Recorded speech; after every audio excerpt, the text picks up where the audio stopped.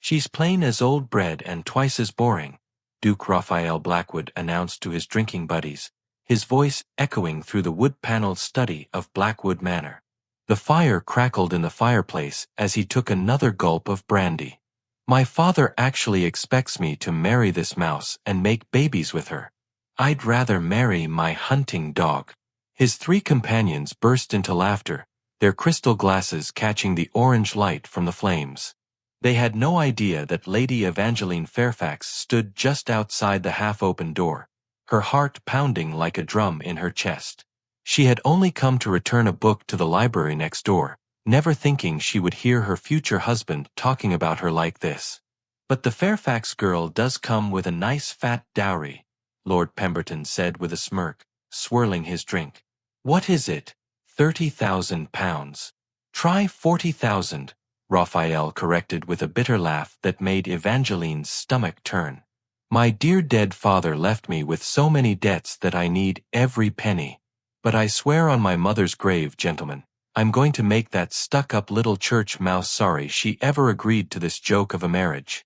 If I have to put up with her boring company, she's going to learn what happens when you mess with a Blackwood." The other men chuckled and nodded their approval. "What's your plan then?" asked Sir Marcus, leaning forward with interest. "Oh, I have plenty of ideas," Raphael said, his voice turning cold and mean. "First, I'll make sure she knows exactly how little I think of her.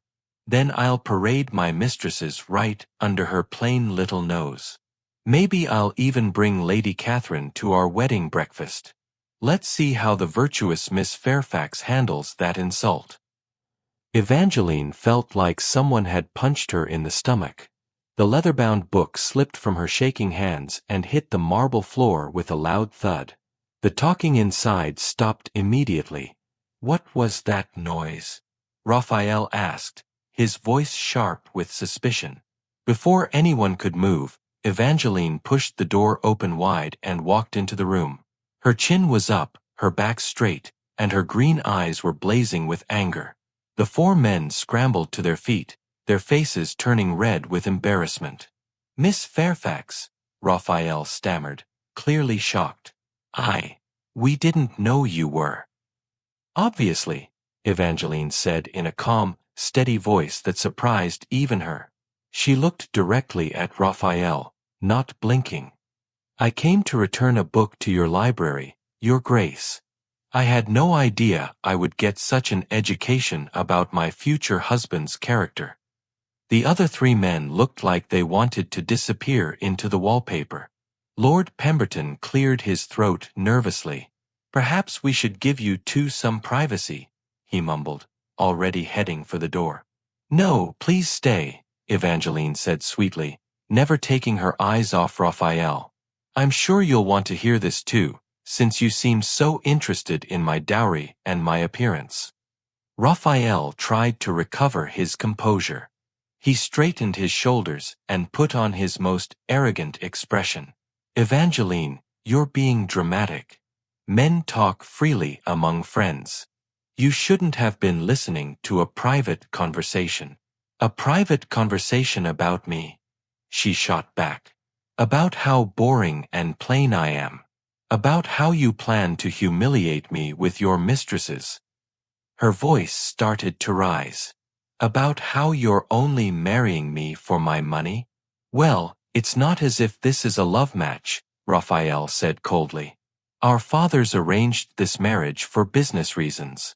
We both know that." Evangeline stepped closer to him, her eyes never leaving his face. "You're absolutely right, Your Grace. This is not a love match. But I thought we could at least have respect for each other.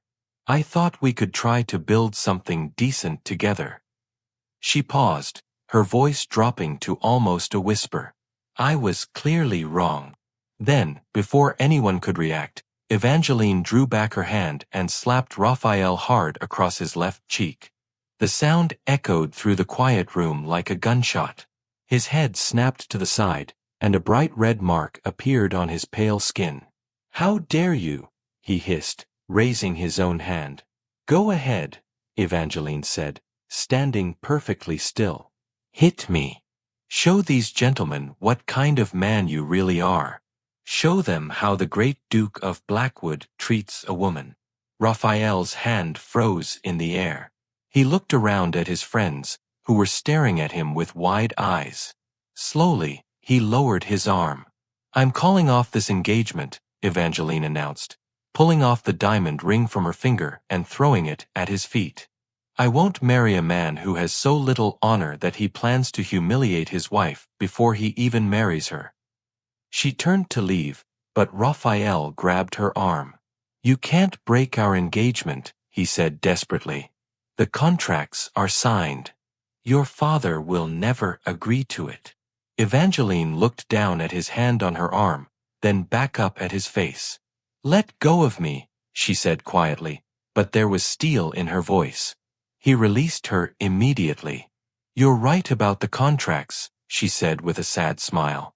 My father cares more about this business deal than he does about my happiness. And your debts mean you can't afford to let me go. She bent down and picked up the ring, sliding it back onto her finger. So I suppose we're stuck with each other. Raphael looked confused. Then why did you? Consider it a warning, Your Grace, Evangeline said, her voice returning to that eerily calm tone. You think I'm just a plain, boring mouse who will quietly let you walk all over her. You think you can treat me like dirt and I'll just take it with a smile. She stepped closer to him again, so close he could see the gold flecks in her green eyes. You're about to learn just how wrong you are. The three other men exchanged nervous glances. The tension in the room was thick enough to cut with a knife. What's that supposed to mean? Raphael asked, trying to sound tough, but there was uncertainty in his voice now. Evangeline smiled, but it wasn't a friendly smile. It was the kind of smile a cat might give a mouse before pouncing. It means, dear husband-to-be, that you've just made the biggest mistake of your life. You wanted to marry a mouse. She straightened her shoulders and lifted her chin higher. Congratulations. You're about to marry a lioness instead. She walked to the door, then turned back one last time. The wedding is still on, gentlemen. 3 weeks from Saturday, just as planned. Her eyes found Raphael's again. I suggest you use that time to prepare yourself, Your Grace. Because once I become your Duchess, your real education is going to begin. With that, she swept out of the room, leaving 4 very shaken men behind her. Raphael sank into his leather chair, touching his stinging cheek. For the first time in his life, he had met someone who wasn't afraid of him. Someone who had looked him in the eye and promised him consequences for his cruelty. Well, Sir Marcus said weakly, trying to lighten the mood. That was unexpected. Shut up, Raphael muttered, pouring himself another brandy with shaking hands. Outside in the hallway, Evangeline leaned against the wall and took deep, steady breaths. Her heart was still racing, but she felt something she had never felt before. Power. For 22 years, she had been the obedient daughter, the quiet lady, the mouse everyone could ignore. Not anymore. As she walked back toward the main house, Evangeline's mind was already spinning with plans. Raphael Blackwood thought he could humiliate her? He thought he could treat her like a business transaction?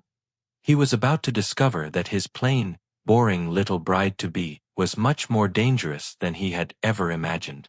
The war between them had just begun, and Evangeline intended to win.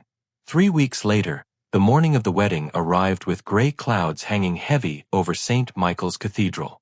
Raphael stood at the altar in his formal black coat, adjusting his white gloves for the 10th time. His stomach felt like it was full of rocks. He hadn't seen Evangeline since that terrible day in his study, and he had no idea what to expect. His friends had tried to convince him that she would calm down by the wedding day. Women always get emotional, Lord Pemberton had said with a wave of his hand. She'll come around once she sees all the benefits of being a duchess. But Raphael wasn't so sure. The memory of her blazing green eyes and that chilling smile haunted his dreams. The cathedral doors opened, and a wave of whispers rippled through the crowd of 300 guests. Raphael turned toward the entrance, expecting to see the same plain, unremarkable woman he had dismissed so cruelly. Instead, his jaw dropped open in shock. The woman walking down the aisle looked nothing like the Evangeline he remembered. Her chestnut hair was styled in an elegant arrangement that framed her face perfectly, making her cheekbones look sharper and more defined. Her wedding dress was a masterpiece of ivory silk and French lace that hugged her figure in all the right places, showing curves he had never noticed before. But it was her face that truly stunned him. Her skin seemed to glow, her lips were the perfect shade of pink, and her green eyes sparkled with confidence and something else he couldn't quite identify. As she walked past the pews, guests turned to stare at her in amazement. "Is that really the Fairfax girl?" he heard someone whisper. "She's absolutely beautiful," came another voice. "The Duke is a lucky man." But Raphael didn't feel lucky. He felt confused and somehow threatened. This wasn't the mousy woman he thought he could easily control and humiliate. This woman looked like she could hold her own in any situation. When Evangeline reached the altar, she looked directly into his eyes and smiled. It was a polite, proper bride smile, but Raphael could see the steel underneath it. She was reminding him without words that she had promised him consequences, and now it was time to pay. "Dearly beloved," the priest began, "we are gathered here today to witness the union of His Grace, Duke Raphael Blackwood, and Lady Evangeline Fairfax in holy matrimony." As the ceremony continued, Raphael found himself studying his bride's face. How had he missed her beauty before? Had she been hiding it deliberately, or had he been so prejudiced that he simply couldn't see it? Every time she spoke her vows, her voice was clear and strong, carrying easily through the large cathedral. "Do you, Lady Evangeline, take this man to be your husband, to have and to hold, in sickness and in health, for richer or poorer, for better or worse, until death do you part?" Evangeline's eyes never left Raphael's face as she answered. "I do," she said firmly. But then she added something that made his blood run cold. "And I promise to be the wife you deserve, Your Grace." The priest didn't seem to notice anything unusual about her words, but Raphael heard the hidden meaning clearly. She wasn't promising to be a good wife. She was promising to give him exactly what his cruel behavior had earned. When it came time to exchange rings, Evangeline's hand was steady as a rock. Raphael's, on the other hand, trembled slightly as he slipped the gold band onto her finger. "With this ring, I thee wed," he said, his voice coming out rougher than he intended. "With this ring, I thee wed," she repeated, sliding his ring onto his finger with a grip that was just a little too tight. "And with it, I bind myself to you completely, my lord husband." Again, her words sounded perfectly normal to everyone else, but Raphael heard the threat underneath. She was telling him that she wasn't going anywhere, that whatever she had planned for him, he wouldn't be able to escape it. The priest pronounced them husband and wife, and Raphael leaned down to kiss his new bride. Evangeline's lips were soft and warm, but the kiss felt more like a challenge than a romantic moment. When they separated, she whispered so quietly that only he could hear, "Let the games begin." The wedding breakfast was held in the grand ballroom of Blackwood Manor. Evangeline moved through the crowd like she had been born to be a duchess. She charmed every single guest with her wit and grace, accepting congratulations and compliments with perfect poise. Raphael watched in growing amazement as she effortlessly handled conversations about politics, literature, and society gossip.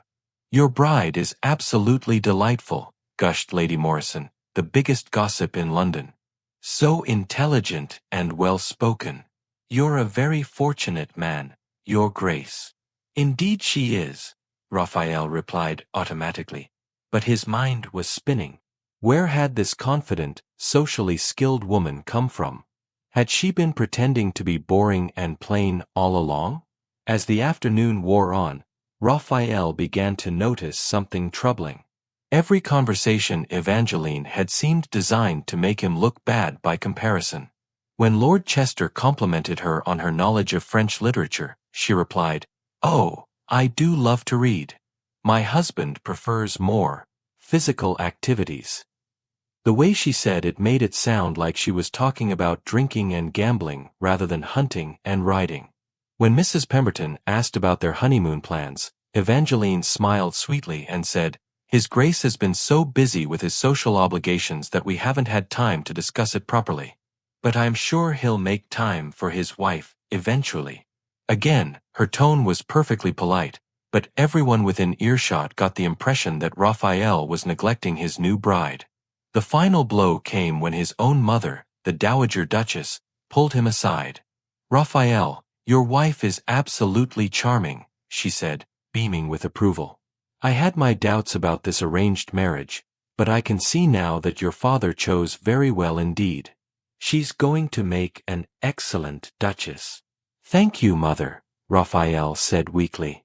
"You must promise me you'll treat her well," his mother continued, her voice becoming serious. "A woman of her quality deserves respect and affection. Don't make the same mistakes your father made with me." Raphael nodded, feeling like the world had turned upside down. 3 weeks ago, everyone had seen Evangeline as a plain, quiet girl who was lucky to catch a duke. Now, thanks to her transformation and subtle manipulation, everyone saw her as a prize that he was lucky to have won. As the last guests finally left and the servants began cleaning up, Raphael found himself alone with his new wife in the grand entrance hall. Evangeline was pulling off her white silk gloves, looking perfectly calm and collected despite the long day. "That went well, don't you think?" she said conversationally, as if they were discussing the weather. "What did you do?" Raphael asked bluntly. "How did you? Why do you look so different?" Evangeline tilted her head, studying him with those sharp green eyes. "I look different because you never really looked at me before," she said simply. "You saw what you expected to see, a plain, boring girl who would be grateful for your attention. You never bothered to look deeper. But the way you handled everyone today, the things you said—" "What about them?" she asked innocently. "I was perfectly polite to all our guests. I never said a single unkind word about you. You made me look like a neglectful husband and a lazy nobleman," Raphael accused. "Did I?" Evangeline's smile was as sharp as a blade. "Or did I simply tell the truth about your behavior and let people draw their own conclusions?" Raphael opened his mouth to argue, then closed it again. She was right. She hadn't lied about anything. She had simply presented facts in a way that made him look bad. "This is just the beginning, isn't it?" he asked quietly. "Oh yes," Evangeline said, starting to walk up the grand staircase toward their private chambers. "I told you that you were about to get an education, my dear husband. Today was just your first lesson." She paused on the landing and looked back down at him. "I should mention that I've already spoken with your mother about redecorating the master suite. She thinks it's a wonderful idea for us to make a fresh start together. The workers will begin tomorrow." "You can't just change my rooms without asking me," Raphael protested. "Actually, I can," Evangeline replied sweetly. "As your duchess, I now have authority over all domestic arrangements in this house. It's traditional, and your mother agrees completely." She started walking again, then called back over her shoulder. "Oh, and darling? I've arranged for us to have separate bedrooms while the renovations are taking place. For propriety's sake, of course." Raphael stood alone in the entrance hall, staring up at the empty staircase where his wife had just disappeared. In one day, she had managed to charm his mother, manipulate his guests, subtly damage his reputation, and banish him from his own bedroom. And she had done it all with perfect politeness and a sweet smile. He was beginning to understand that he hadn't married a mouse after all. He had married a master strategist, and she was just getting started. "Sleep well, husband," her voice echoed in his memory from that day in his study. "Tomorrow your Real education begins." As Raphael slowly climbed the stairs to his lonely guest bedroom, he realized with growing dread that Evangeline Blackwood was a woman who kept her promises. And he was about to learn exactly what it cost to underestimate her. 2 weeks into their marriage, Raphael could barely recognize his own home. What had once been a dim, imposing fortress of routine and silent resentment now felt like a place in constant motion. Evangeline had swept through Blackwood Manor like a hurricane in silk, transforming everything she touched. Drapes had been replaced, floors polished to a mirror-like sheen, and even the once dour gardens now hummed with activity from newly hired gardeners. The staff who had once treated Raphael with stiff, grudging respect born of fear now practically worshipped his wife, bending their schedules and hearts to her will. "Good morning, Mrs. Hartwell," Evangeline said warmly to the head cook as Raphael entered the breakfast room. Her voice carried a soft music, as though she meant every word. "The staff meal you prepared yesterday was excellent. Please make sure to order extra meat for next week. The footmen have been working so hard with the renovations." Mrs. Hartwell, who had spent decades cooking in near silence for the Blackwoods, beamed with visible pride. "Thank you, Your Grace. It's such a pleasure to work for someone who notices these things." Raphael sat down at the long oak table, feeling strangely like an intruder in his own dining room. In just 14 days, Evangeline had memorized every servant's name, their family situations, and their concerns. She had raised their wages, improved their working conditions, and treated them like human beings instead of moving furniture. The result was total loyalty to her, and barely concealed contempt for him. "Your Grace," said Thomas, the butler who had served the Blackwood family for 20 years. His tone was respectful but cool as he poured Raphael's coffee. Yet when he turned to serve Evangeline, his entire demeanor shifted like sunlight breaking through clouds. "Your Grace, the new linens you ordered have arrived. Shall I have them placed in the blue guest room as you requested?" "Yes, thank you, Thomas. You're so efficient." Evangeline's smile was radiant, and the older man practically glowed under her praise. After the servants left, Raphael set down his coffee cup with a sharp clink. "What's this about the blue guest room?" "Oh, didn't I mention?" Evangeline said innocently, buttering her toast with delicate precision. "The master bedroom renovations are taking longer than expected. I thought you'd be more comfortable in the blue room permanently. It has such a lovely view of the stables." "The stables?" Raphael's voice rose. "That room is practically in the servants' quarters." "Well, it's where you seem most comfortable anyway, isn't it?" Evangeline's tone stayed sweet, but her eyes were diamond sharp. "You spend most of your time drinking with the grooms and stable hands these days." The accusation stung because it was partly true. With his usual friends avoiding him and his own staff treating him like an outsider, Raphael had indeed been spending more time in the stables. At least the horses didn't judge him. "Besides," Evangeline continued, "I need the master suite for my new responsibilities. I'm hosting a ladies' charity meeting next week, and then the book club the following Tuesday. Your mother suggested I start taking a more active role in society."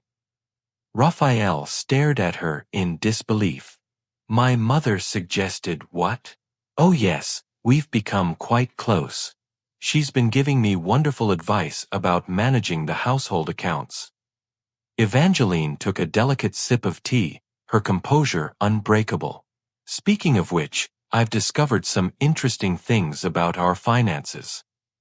A chill ran down Raphael's spine. "What kind of things?" Evangeline reached for a leather folder beside her plate. "Well, for instance, I had no idea that you owe Lord Morrison £15,000 from gambling debts. Or that you've borrowed another £8,000 from Sir Charles to cover your losses at the horse races." "How did you?" Raphael began, then stopped. He had been keeping those debts secret, even from his father's lawyers. "I'm your wife now, darling. I have access to all the family financial records." Evangeline's smile was razor-sharp. I also discovered that the estate brings in barely enough income to cover the basic expenses. No wonder you needed my dowry so desperately. She opened the folder and pulled out several papers with the quiet authority of a general, revealing a battle plan. I've been thinking about how to handle this situation. The good news is that my £40,000 is more than enough to pay off all your debts and still leave us comfortable. Relief flooded Raphael's chest like warm water. Thank God. I was starting to worry that. However, Evangeline interrupted smoothly, I've decided not to pay them all at once. The relief died instantly. What do you mean? I mean I'm going to pay them strategically. A little here, a little there, just enough to keep your creditors happy but not enough to free you completely. She tilted her head, studying his shocked expression with calm precision. This way, you'll stay dependent on my goodwill. And my money. Raphael felt like he'd been punched in the stomach. You can't do that. Those men will ruin me if I don't pay them back. Oh, I'll make sure they get paid eventually. As long as you behave yourself. Evangeline's voice was sweet as honey, but her meaning was clear as crystal. Behave myself? Raphael repeated, his voice dangerously low. No more mistresses. No more gambling. No more drinking yourself into a stupor every night. She counted off each point on her fingers, slow and deliberate. You're going to start acting like a proper duke instead of a spoiled child. And if I refuse? Evangeline shrugged elegantly. Then I'll stop making payments altogether. Lord Morrison is particularly impatient about money, isn't he? I hear he has some very unpleasant friends who help him collect debts. Raphael stared at his wife, finally understanding the full scope of what she had done. She hadn't just married him for revenge. She had studied him, learned his weaknesses, and now she was using them to control him completely. You've thought of everything, haven't you? He said quietly. I've had plenty of time to plan while you were out drinking with your friends, Evangeline replied, her voice soft but implacable. The same friends who seem to have disappeared lately, by the way. Funny how quickly they vanished once word got out about your financial troubles. The truth of that statement hit him like a physical blow. Lord Pemberton, Sir Marcus, and the others had indeed stopped visiting once rumors about his debts began circulating. He was completely alone now, with no allies except his wife, who had become his jailer. There's one more thing, Evangeline said, reaching for another paper. I'm pregnant. The words hit Raphael like lightning. What? I'm with child. About 6 weeks along, according to the doctor. She looked up from the document with that same sweet, dangerous smile. Isn't that wonderful news? Raphael's mind reeled. They had only been intimate on their wedding night, and even then, it had been awkward and brief. He had been planning to establish separate bedrooms permanently to avoid any real intimacy with her. But we haven't, he began. Haven't what? Evangeline asked innocently. Haven't shared a bed since our wedding night? That's true. But once was apparently enough. She placed a protective hand over her still flat stomach. The future heir to the Blackwood duchy is already growing inside me. A child, Raphael whispered, the reality sinking in. Yes. Which means you're tied to me forever now, whether you like it or not. Evangeline stood up from the table, smoothing her morning dress with a practiced hand. I suggest you start getting used to the idea of being a proper husband and father. Your heir deserves better than the man you've been. She walked toward the door, then paused and looked back at him, her expression unreadable but her eyes glinting with purpose. Oh, and Raphael, I've invited your mother for dinner tonight. I thought she should hear the happy news from us personally. Please try to look pleased when I tell her. We wouldn't want her to think there are any problems in our marriage. After she left, Raphael sat alone at the breakfast table, staring at the financial papers she had left behind. Every debt, every foolish decision, every weakness he thought he had hidden was laid out in black and white. His wife had become his master, and he was completely at her mercy. But strangest of all, as he thought about the child growing inside her, he realized he felt something he hadn't expected. Not just fear or anger, but a tiny spark of something that might have been hope. 3 months into their marriage, Raphael was a broken man. His attempts to regain control had failed spectacularly. When he tried to override Evangeline's household decisions, the servants simply ignored him and went to Her Grace for direction. When he attempted to take money from the estate accounts to pay his debts directly, he discovered that Evangeline had already moved all the funds to accounts that required both their signatures. His final desperate move had been to threaten divorce, but Evangeline had simply laughed. "Go ahead," she had said calmly. "But remember, I'm carrying your heir. Any divorce would be scandalous, and you'd lose access to my money entirely. Your creditors would destroy you within a month." Now Raphael spent his days wandering the halls of his own home like a ghost. He had stopped drinking as heavily, partly because Evangeline controlled the household budget and had forgotten to order his usual supply of brandy, and partly because he found no joy in it anymore. His former friends had completely abandoned him, and London society whispered about how the once proud Duke had been tamed by his clever wife. The worst part was watching Evangeline bloom into her role as Duchess.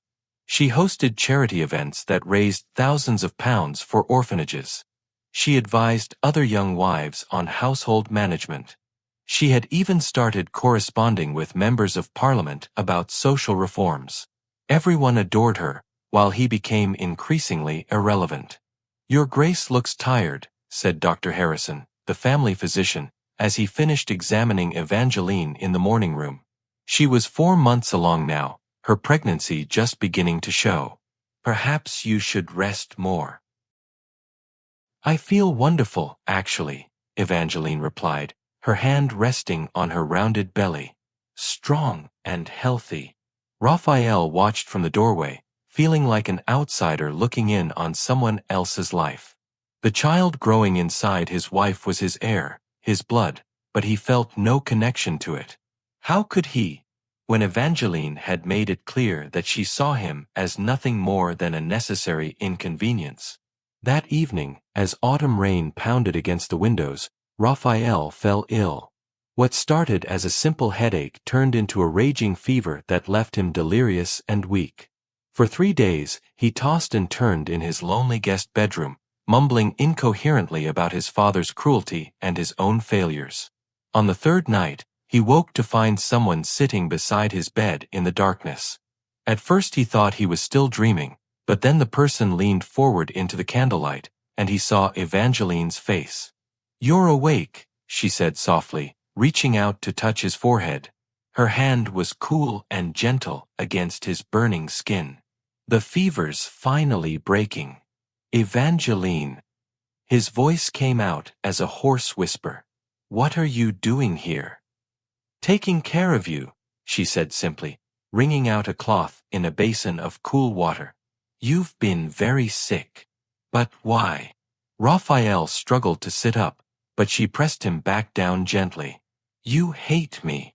Something flickered across her face in the candlelight. "I don't hate you, Raphael. I never hated you." "Then why?" He felt tears threatening to spill over, whether from the fever or from emotional exhaustion, he wasn't sure. "Why have you been punishing me?" Evangeline was quiet for a long moment, continuing to bathe his face with the cool cloth. "Because you needed to understand," she finally said.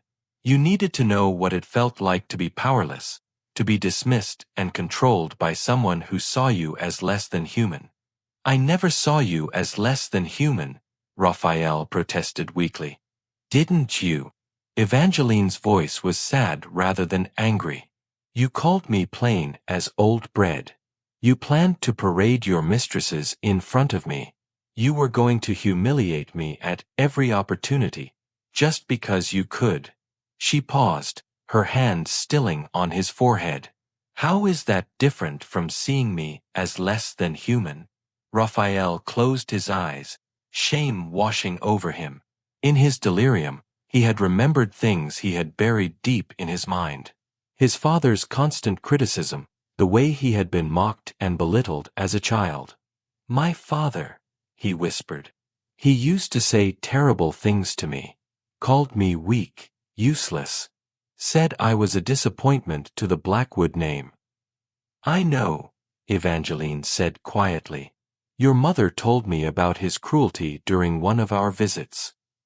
I swore I would never let anyone make me feel that powerless again," Raphael continued, his voice breaking. "But instead, I became just like him. I was going to do to you what he did to me." Evangeline's hand moved to stroke his hair, a gesture so tender it made his chest ache. "The difference is, you can still choose to change.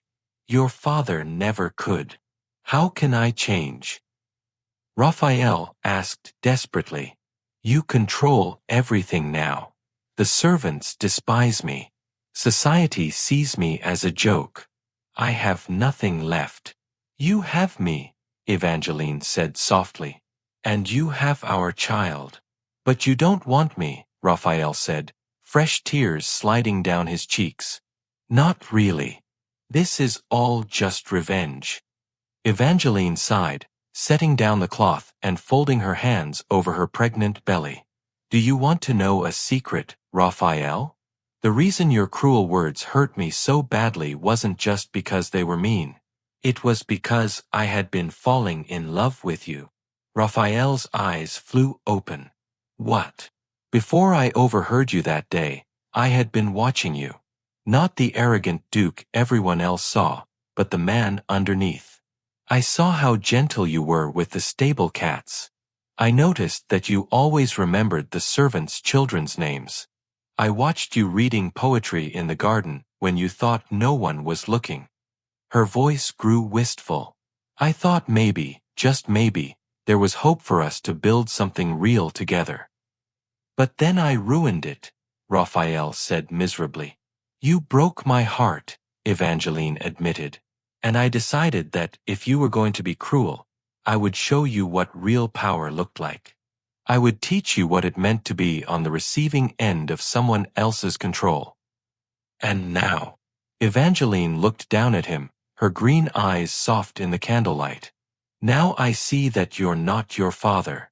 You're capable of growth, of remorse. You've stopped drinking so much. You've started reading again. You even helped Mrs. Hartwell's grandson find work in the stables last week, though you thought no one noticed." Raphael had indeed helped the boy, but he hadn't expected anyone to know about it. "You saw that. I see everything that happens in this house," Evangeline said with a small smile. "Including the fact that you've been trying to change, even when you thought it was hopeless." They sat in comfortable silence for a while, the only sound the rain against the windows and the crackling of the fire. Finally, Raphael reached out tentatively and touched Evangeline's hand. "Can you forgive me?" he asked. "For what I said, for what I planned to do to you." "I already have," she said, squeezing his fingers gently. "The question is, can you forgive yourself?" Before Raphael could answer, Evangeline suddenly gasped and doubled over, her hands flying to her stomach. "What's wrong?" Raphael struggled to sit up, panic flooding through him.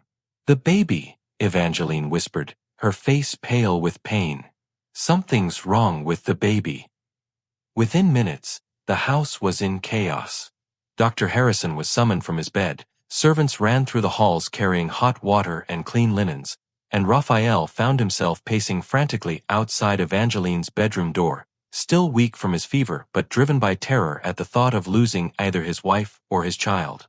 As her cries of pain echoed through the hallway, Raphael finally understood what Evangeline meant about choosing to change.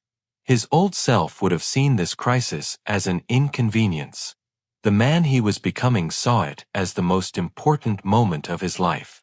He pressed his forehead against the door and whispered a prayer he hadn't said since childhood. Please don't take them from me. I'll do anything, be anything you want, just please let them both live.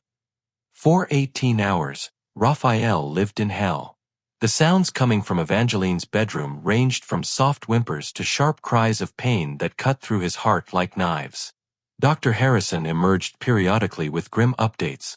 The baby was coming too early, there were complications, and both mother and child were in grave danger. Your Grace, you need to rest, his mother said, finding him slumped against the hallway wall at dawn. The Dowager Duchess had arrived during the night after receiving word of the crisis. You're still recovering from your own illness. I can't leave, Raphael said hoarsely. His voice was raw from hours of pacing and praying. What if something happens? What if she needs me? His mother sat down beside him on the cold marble floor, something the proper Dowager Duchess would never normally do. Tell me about your wife, she said quietly. Not the Duchess everyone sees, but the woman you married. Raphael looked at his mother through exhausted eyes. She's remarkable, mother.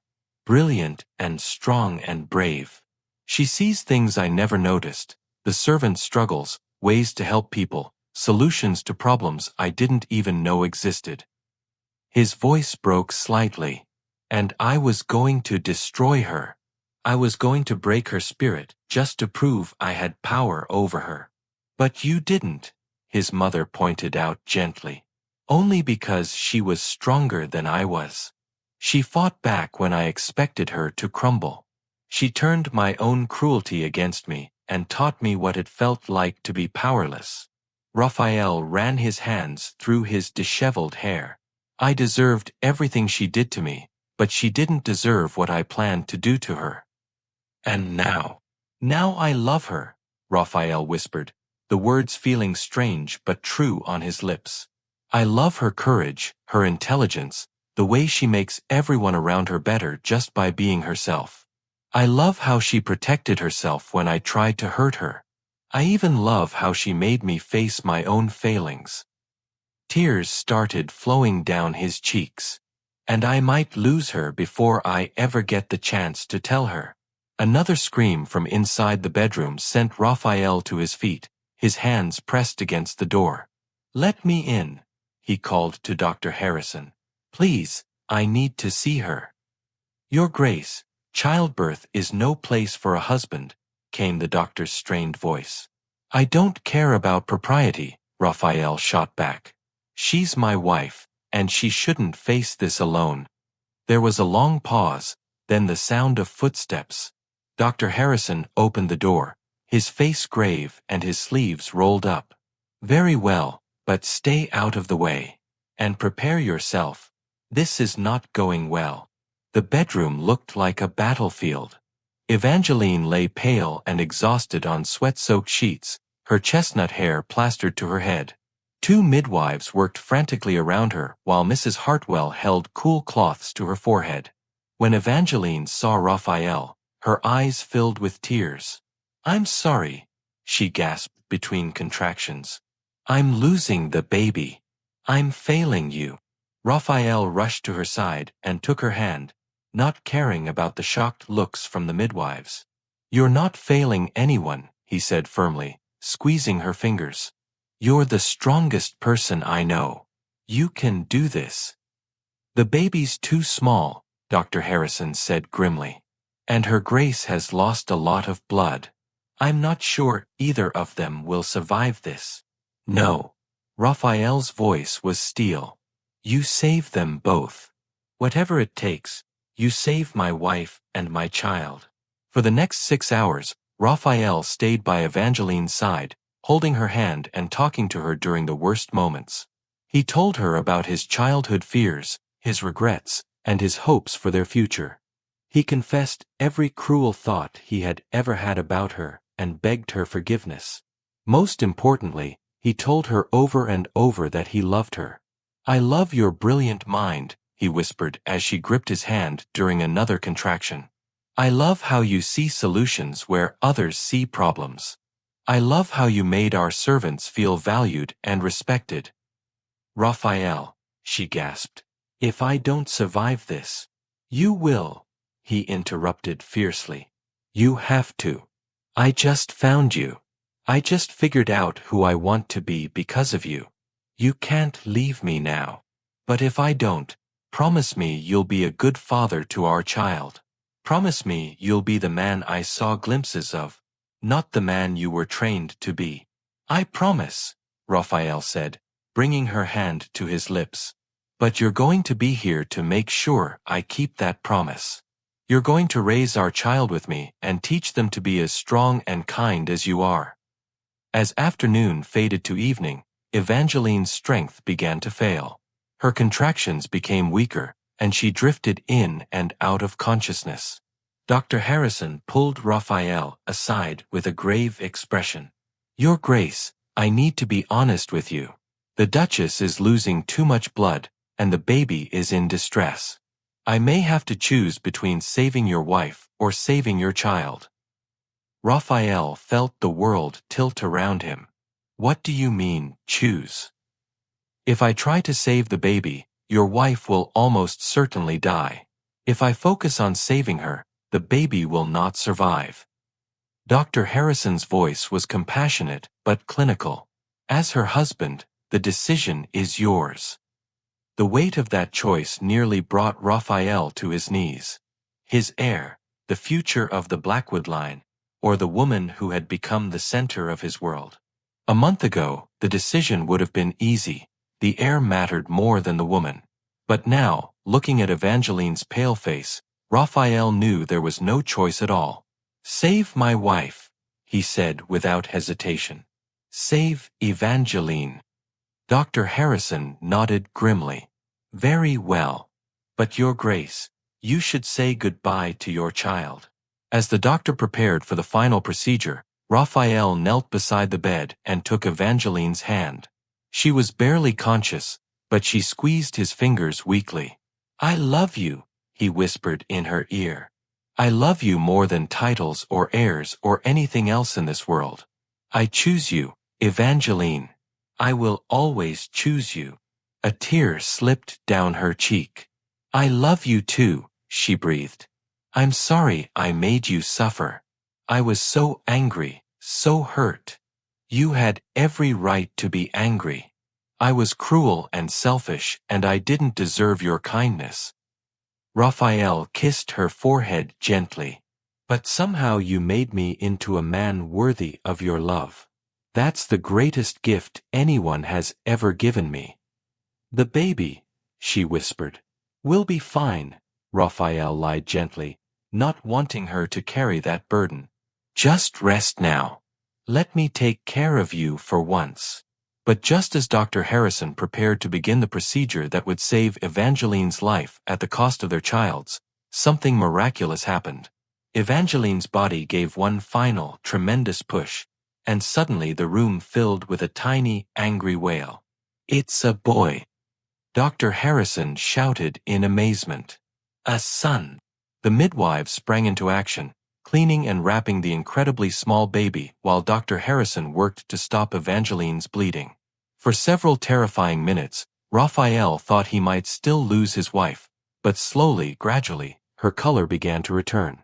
He's so small, Evangeline whispered when they placed the baby in her arms.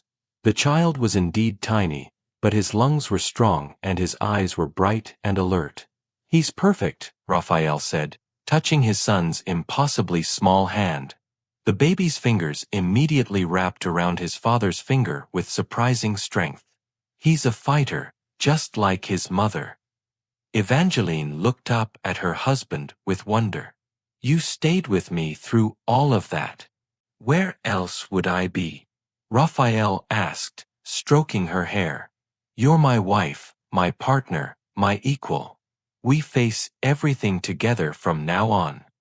Even after everything I put you through, the way I controlled you and manipulated you. Raphael considered this seriously. You taught me what it felt like to be powerless, yes. But you also showed me what real strength looks like. You could have destroyed me completely, but instead you gave me chances to change. You protected yourself without becoming cruel like I was. He leaned down and kissed her gently. Besides, I deserved every bit of it. You were fighting for your dignity and your future. I was just fighting to maintain power I hadn't earned. So what happens now? Evangeline asked, shifting the baby to a more comfortable position. Now we start over, Raphael said simply.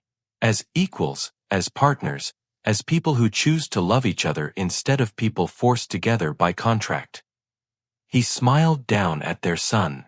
And we teach this little fighter that strength comes from protecting others, not from dominating them.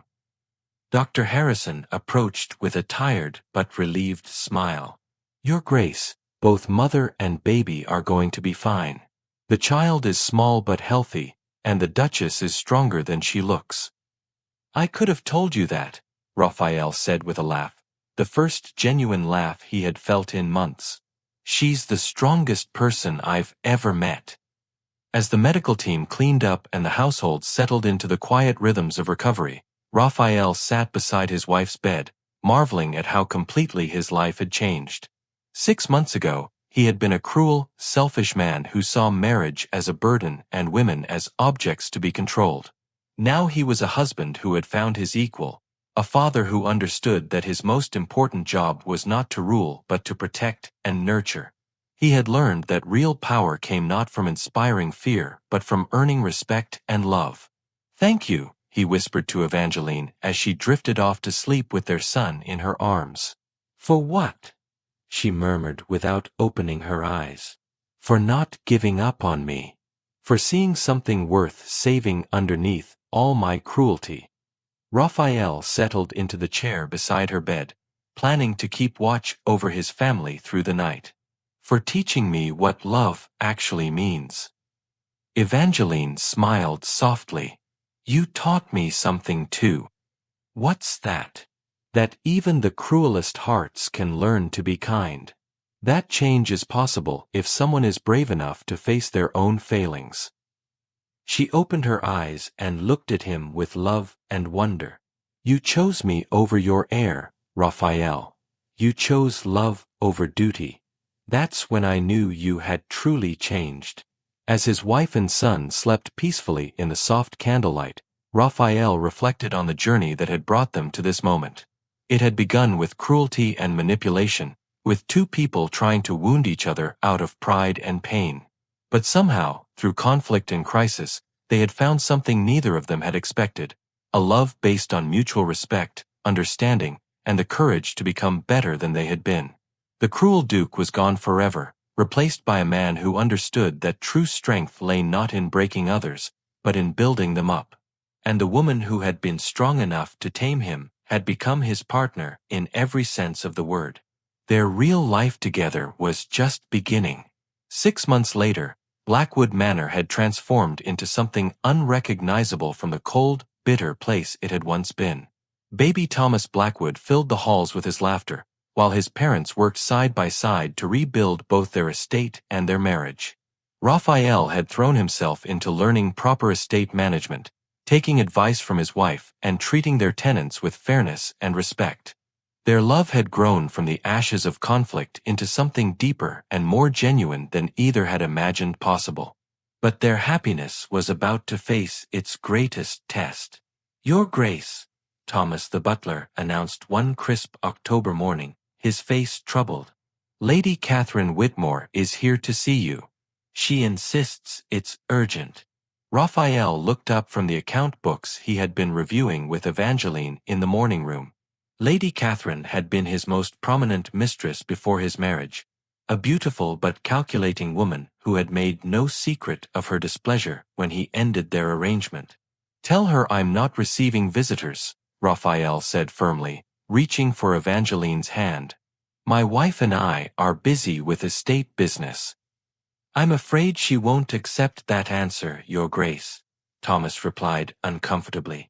She says she has important news that affects the future of the Blackwood line. Evangeline squeezed Raphael's hand reassuringly. We should see what she wants, she said calmly. Whatever it is, We'll face it together. Lady Catherine swept into the room like a storm cloud, her dark hair perfectly arranged and her expensive blue gown cut to show off her figure. She was still beautiful, but there was something hard and desperate in her eyes that hadn't been there before. "Raphael, darling," she purred, completely ignoring Evangeline. "You look well. Marriage obviously agrees with you." "Lady Catherine," Raphael replied coolly, standing but not moving away from his wife's chair. "What brings you here?" Catherine's smile turned sharp. "I think you know." She placed a dramatic hand on her stomach, which Evangeline noticed was slightly rounded beneath the fashionable dress. "I'm carrying your child." The words hit the room like a physical blow. Evangeline felt her heart stop for a moment, but she kept her expression carefully neutral. This was exactly the kind of crisis that could destroy everything they had built together. "That's impossible," Raphael said immediately. "We ended our arrangement over 8 months ago, before my wedding." "Did we?" Catherine asked with a cruel smile. "I seem to remember a rather passionate farewell encounter just 2 weeks before your wedding day. Surely you haven't forgotten already." Evangeline's blood ran cold. 2 weeks before their wedding, Raphael had disappeared for an entire day, claiming he had business in London. She had wondered at the time but had been too focused on her own wedding preparations to press him about it. "That never happened," Raphael said, but there was uncertainty in his voice now. "Oh, but it did," Catherine continued, enjoying the doubt she was sowing. "You were so distraught about your forced marriage to this plain little mouse. You needed comfort from a real woman." She looked directly at Evangeline for the first time. "I'm sorry you had to find out this way, Your Grace, but I couldn't let my child grow up a bastard when his father is a duke." The room fell silent except for the ticking of the grandfather clock in the corner. Evangeline stared at the other woman, her mind racing through possibilities and implications. If Catherine was telling the truth, if she really was carrying Raphael's child, it would destroy everything. The scandal would ruin them socially, and legally, a male heir born to a mistress could potentially challenge little Thomas's inheritance. But something about Catherine's story didn't feel right to Evangeline. The timing was too convenient, the woman's desperation too obvious.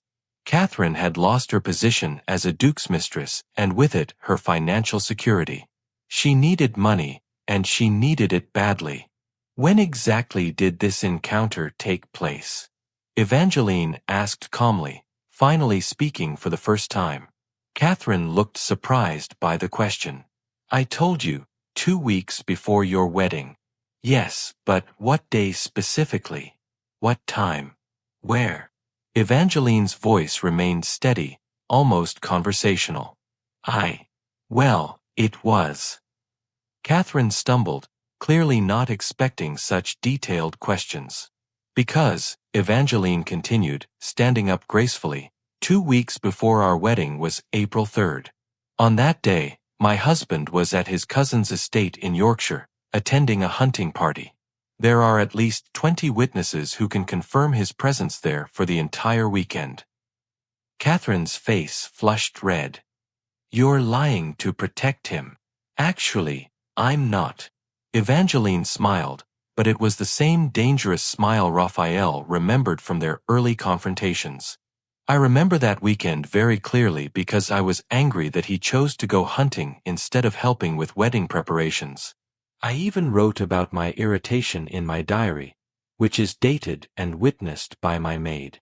"He could have left Yorkshire and come back," Catherine said desperately. "A 12-hour journey each way? Hardly likely for a secret rendezvous." Evangeline moved closer to Catherine, studying her with sharp eyes. "But let's say, for argument's sake, that you're telling the truth. You claim to be 6 months pregnant with my husband's child." "Yes," Catherine said, lifting her chin defiantly. "Then you won't mind having Dr. Harrison examine you to confirm the timing," Evangeline said smoothly. "He's delivered dozens of babies and can determine exactly how far along you are." If you're truly 6 months pregnant, it will be obvious. Catherine's confident expression began to crack. I don't need to prove anything to you. Oh, but you do, Evangeline replied, her voice turning steel hard. You've come into my home and accused my husband of adultery. You've claimed that your child has rights to his estate. Those are very serious accusations that require proof. Raphael watched in amazement as his wife systematically dismantled Catherine's lies. This was the brilliant strategic mind that had outmaneuvered him so completely during their early marriage, now turned toward protecting their family instead of punishing him. Furthermore, Evangeline continued, I've been making inquiries about your financial situation, Lady Catherine. It seems you've accumulated quite substantial debts since losing your previous source of income.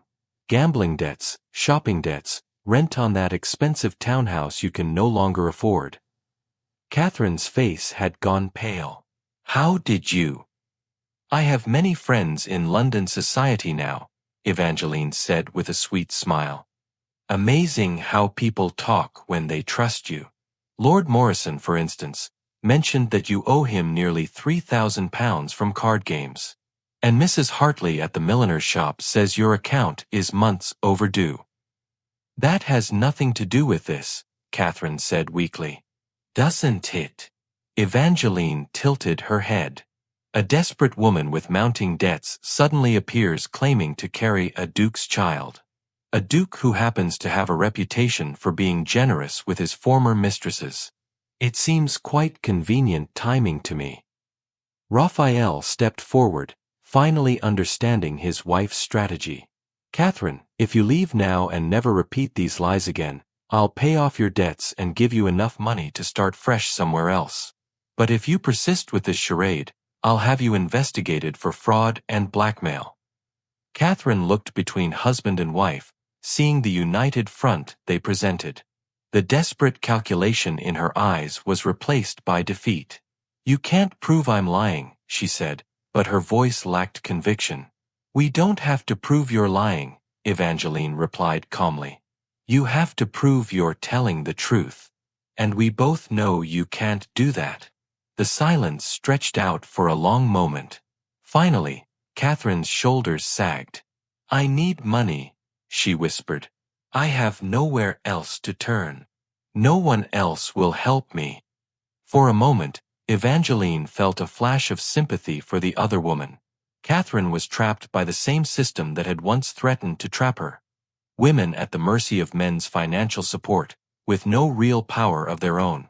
The offer stands, Evangeline said gently.